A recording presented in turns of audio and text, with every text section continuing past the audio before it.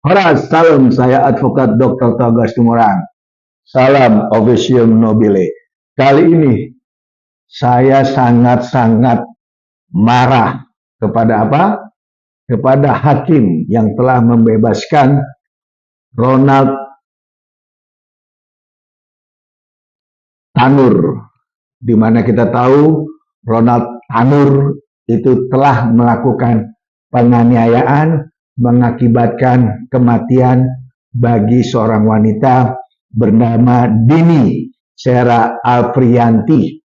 Dan kasus ini sudah berjalan hampir 9 bulan dan dia sudah ditahan itu di Polrestabes Surabaya. Baik dari kepolisian, lantas di jaksa masuk ke persidangan, dan tuntutan jaksa penuntut umum jelas 12 tahun.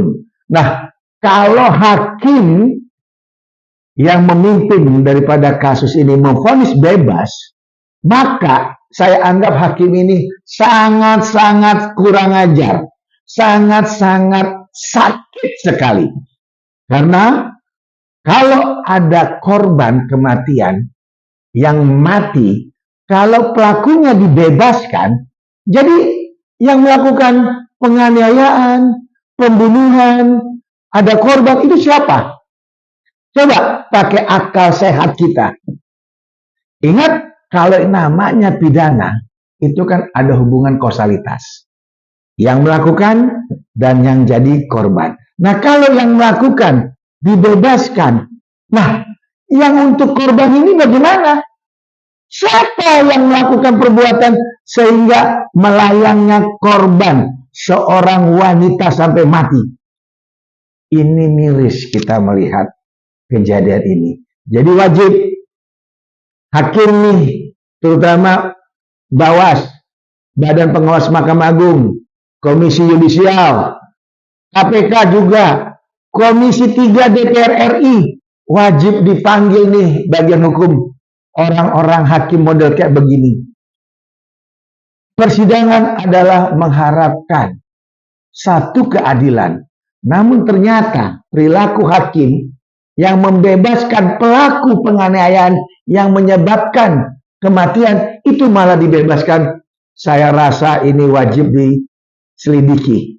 Karena kalau kita lihat pasal 184 Kitab Undang-Undang Hukum Pidana, 184 itu kan ada saksi, ada juga korban, ada ahli, saksi ahli, juga ada surat. Surat itu adalah berupa visum et repertum, ya, dan juga ada yang namanya CCTV.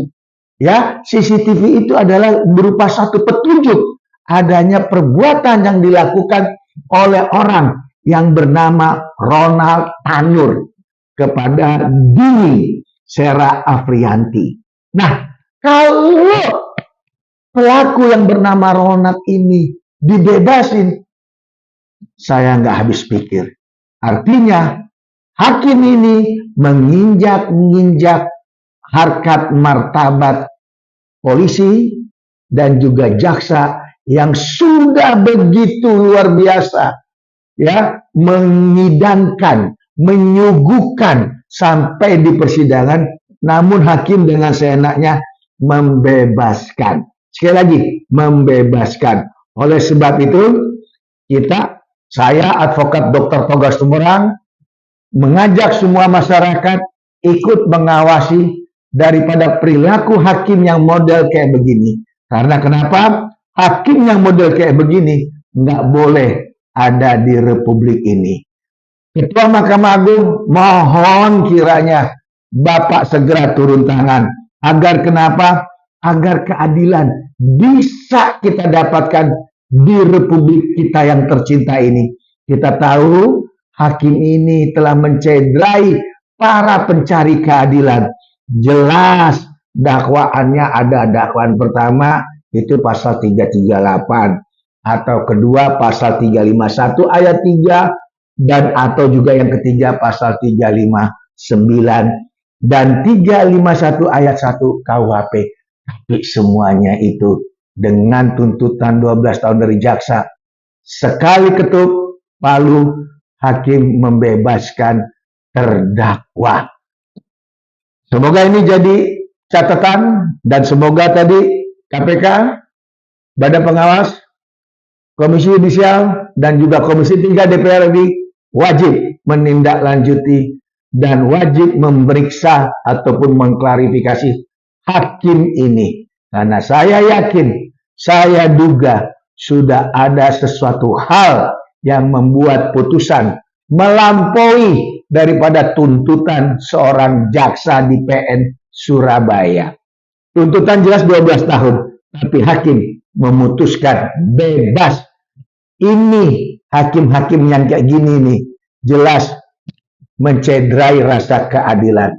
Saya advokat Dr. Togar Situmorang, selalu mengawal daripada pencari keadilan. Shalom.